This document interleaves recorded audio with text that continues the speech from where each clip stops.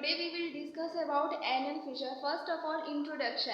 An anal fissure is a small tear in the thin, moist tissue mucosa that lines the anus. Anus का जो tissue रहता है उसमें small tier बन जाता है, that is called anal fissure. Means कि जो एनस टिश्यू होता है उसमें टीयर हो जाता है, उसे एनल फिशर कहते हैं. एन एनल फिशर में हैपन व्हेन पास हार्ड और large stool during bowel movement. जब हार्ड और लार्ज स्टूल पास होता है उसकी वजह से एनल फिशर हो सकता है. It causes pain and bleeding with bowel movements. और ये पेन कॉज करता है, ब्लीडिंग होती है बाउल मूवमेंट के साथ साथ. पेशेंट विद एनल फिशर में एक्सपीरियंस स्पाज्म. जिन पेशेंट को एनल फिशर होता है उन्हें स्पाज्म होता है in the ring of the muscle at the end of anus. Anus के एंड में स्पाज्म होता है. So total introduction of anal fissure. Anal fissure anus की जो टिश्यू होते हैं उसमें टीयर होता है इसकी, और ये हार्ड और लार्ज स्टूल पास करने की वजह से हो सकता है. इसकी वजह से पेन, ब्लीडिंग होती है और स्पाज्म होता है एनस में. This is the introduction of anal fissure.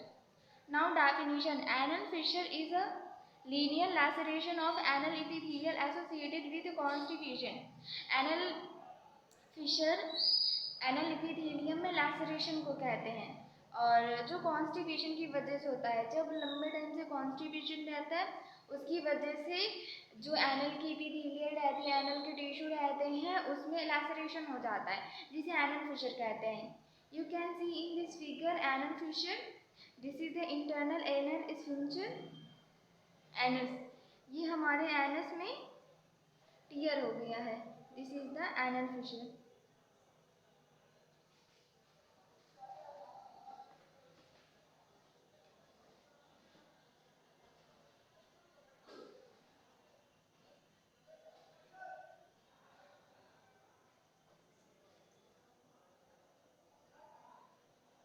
Now we will discuss about causes. Constipation की वजह से हो सकता है, मीन्स हार्ड स्टूल की वजह से एनल फिशर हो सकता है. ड्यूरिंग चाइल्ड बर्थ के टाइम पे एनल फिशर हो सकता है. ट्रॉमा की वजह से हो सकता है. किसी पेशेंट को ट्यूबरकुलोसिस है उसकी वजह से भी एनल फिशर हो सकता है. Crohn's disease. क्रोन्स डिजीज क्या होती है? An inflamed thickened and ulcerated alimentary tract की वजह से भी एनल फिशर हो सकता है. क्लिनिकल मैनिफेस्टेशन क्या हो जाएंगे? Tearing, acute pain during and after bowel movement. Bowel movement के बाद पेन होगा, टीयरिंग होगी. डिस्कम्फर्ट में कंटिन्यू सीवियर. डिस्कम्फर्ट कई घंटों के लिए हो सकती है बाउल मूवमेंट के बाद. Spotting of a bright red blood with stool spasm of anal canal. Bright red blood stool के साथ पास होगा और एनल कैनाल में स्पाज्म भी होगा. This is the clinical manifestations for anal fissure. Now management. Medical management. Suppositories provide करेंगे patient को, stool softener देंगे और लैक्सेटिव दे सकते हैं. For example bisacodyl. High fibre diet provide करेंगे पेशेंट को. सर्जिकल मैनेजमेंट क्या करेंगे? फिशरोटॉमी करेंगे, रिमूवल ऑफ फिशर, फिशर को रिमूव कर देंगे. स्पिंक्टेरेक्टोमी करेंगे. Surgical division usually partial of any sphincter muscle. Sphincter muscle का सर्जिकली डिवीजन करेंगे. This is the स्पिंक्टेरेक्टोमी.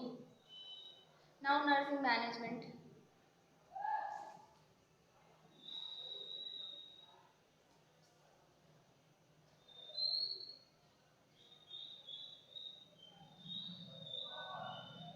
We should give instruct to avoid constipation. Patient को बोलना है कि कॉन्स्टिपेशन को ज़्यादा से ज़्यादा अवॉइड करें. Include fruits, vegetable, beans and whole grains. अब फ्रूट्स लेना है पेशेंट को, vegetable, beans, whole grains in a diet each day. हर दिन डाइट में उन्हें ये सारी चीज़ें लेना है. These foods are high in fibre. ये सारे फूड में फाइबर ज़्यादा होता है. Drink plenty of fruits. Plenty of fruits patient को लेना है. Each so that urine is a light yellow. और इससे यूरिन लाइट येलो रहेगी और clear like water. If have a kidney, heart or liver disease and have to limit fluid. अगर kidney, heart, liver disease है तो fluid को limit में लेना है. Talk with doctor before increase the amount of fluids drink. Doctor से बात करने के बाद ही फ्लूइड्स का अमाउंट इंक्रीज करना है in case of a kidney, heart and liver disease. Get some exercise every day, हर दिन थोड़ी बहुत एक्सरसाइज करना है। Build up slowly to 30 to 60 minute, और धीरे धीरे बढ़ा के हमें 30 से 60 मिनट तक इसे ले जाना है। अ डे ऑन अ 5 और मोर डेज, और हर वीक में 5 दिन करना है या इससे ज़्यादा भी कर सकते हैं। Instruct patient to sit in 8 to 10 centimetres of warm water, patient को सिट जबात लेने के लिए बोलना है। सिट जबात क्या होता है? गर्म पानी में पेशेंट को 8 से 10 सेंटीमीटर पर बैठना है 3 times a day, दिन में 3 बार। After bowel movement, bowel movements के बाद।